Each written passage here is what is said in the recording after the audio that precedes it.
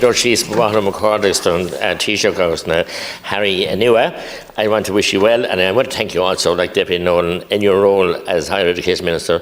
Thank you for your work on Susie and different issues and the apprenticeships, and I acknowledge that, unlike what I did this morning about your abysmal time in health.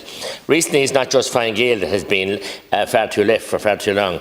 In my opinion, all three government parties and most of the opposition occupy that left-wing space, even though it's the private sector that generates our national income and wealth, and even though 80% of employees work in the private sector. You would never guess that listening to the Irish public debate. In recent decades, we have seen the growth of influence of ministerial media advisors and alumni for young wings of our political parties. The government are spending over 7 million of taxpayers' money on these advisors this year. This result in glib sound bites have risen in importance while delivering bread and butter solutions. Has been failing and declined. The recent referendums illustrated the rise of soundbites and the decline of substance. And an example of that decline of substance was that the pro-referendum campaigns actively misrepresented the legal advice that the government had received. This government's main efforts over the last 2 years have been to distract the public from its substantive failures on housing, health, crime, immigration. But these failures are visible, consistent and undeniable.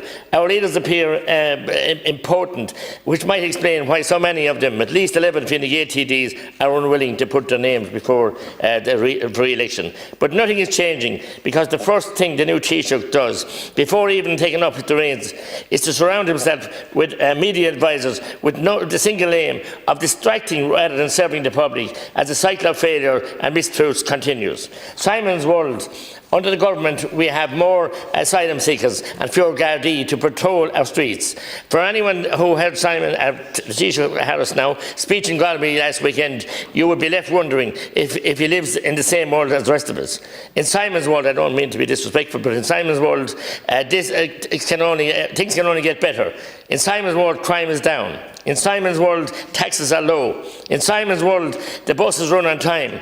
But people don't live in Simon's world. They live in the real world, Taoiseach, and you'll be devilled by your daily failures of Simon's government. The ongoing immigration crisis is a direct consequence of government policy failures.